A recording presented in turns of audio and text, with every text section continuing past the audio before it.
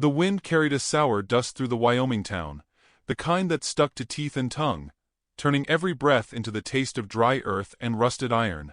It was the middle of autumn in 1886, yet the air hung heavy as though summer's heat still clung to the world. The street was crowded for reasons no one liked to admit they enjoyed. A makeshift platform had been built from wagon boards and old fence rails, and upon it stood a woman who could barely stand at all. She swayed, her knees trembling under a faded calico dress, the hem soaked in dark stains that had dried stiff. Her hair clung to her face in damp strands, and her lips were pale, cracked from thirst. She held two small bundles against her chest, one in each arm, infants wrapped hastily in flour sacks, their tiny whimpers almost lost beneath the auctioneer's voice.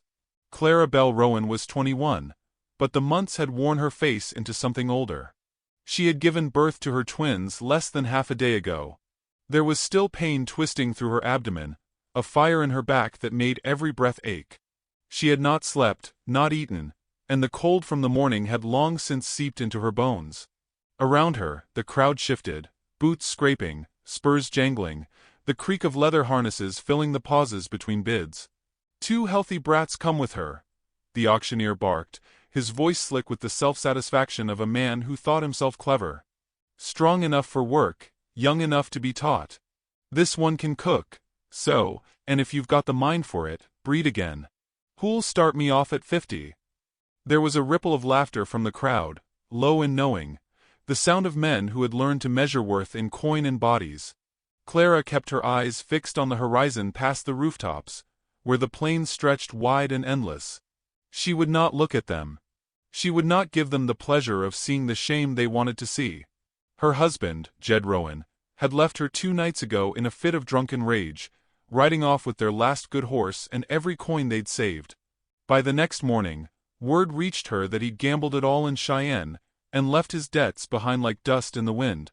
When she went into labor hours later, there was no one to fetch the doctor.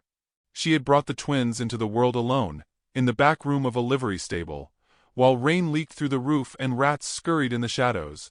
Before sunrise, the sheriff and the auctioneer had arrived, saying Jed's debts were now hers to pay. She'd been too weak to resist when they'd pulled her onto the wagon. The twins bundled hastily, her feet dragging in the dirt. The bidding began slow, each offer a slap in the face. 30, 35, 40. Men weighed her not by her soul, but by the strength left in her body. She listened without listening, each word muffled under the steady pounding of her pulse.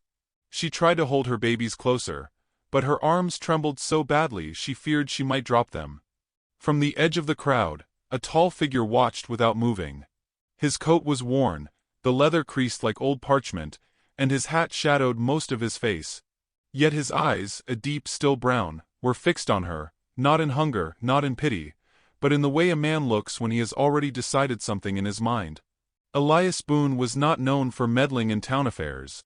He kept to his ranch, tended his cattle, and spoke only when the words mattered. When the bidding reached 60, a man in a blue vest grinned, his teeth yellow as old paper, and raised it to 65. He looked at Clara as one might at a mule, inspecting teeth and hooves in his mind. The auctioneer grinned wider, sensing the swell of profit. 70. Another called from the back, his voice sharp, impatient. Clara felt the ground sway beneath her. She fought to stay upright. Her vision blurred, the faces in the crowd melting into one another. Her knees buckled once, and the auctioneer caught her arm to keep her standing. Not out of kindness, but to keep the goods from falling. That was when Elias spoke. 100. The words cut clean through the noise.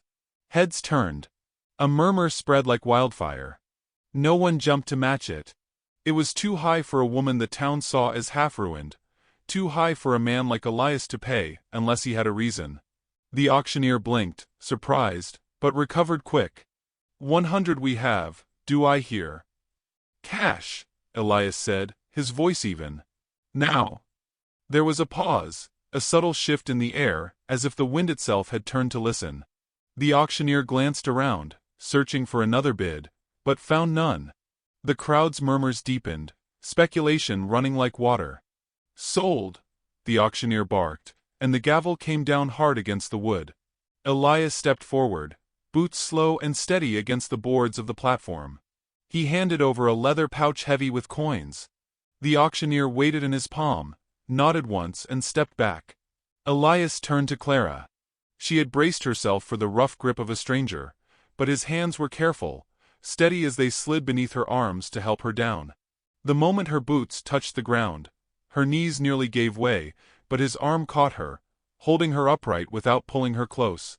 "We'll go now," he said simply. She didn't answer. Her throat was dry, her voice lost somewhere between fear and disbelief.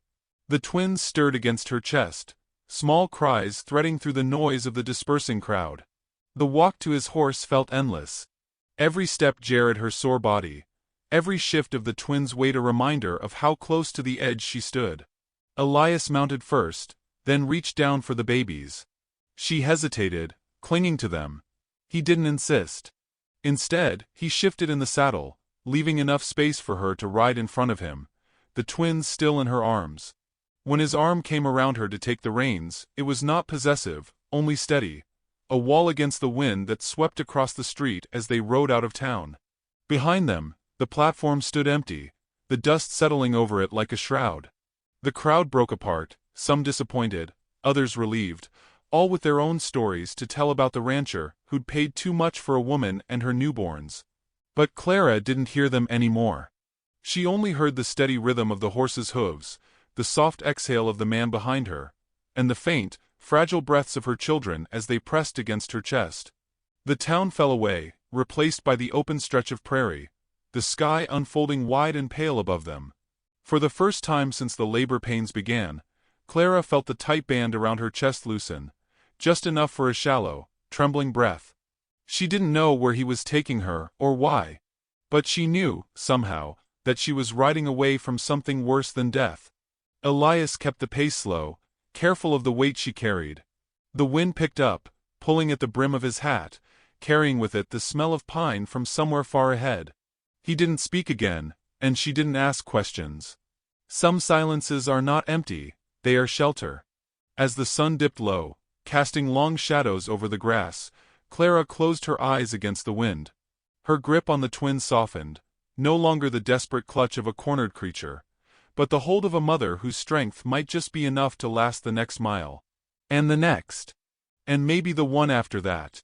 By the time the lights of the town were a distant flicker behind them, the sound of the auction was only a memory, fading beneath the steady promise of hooves on the open road.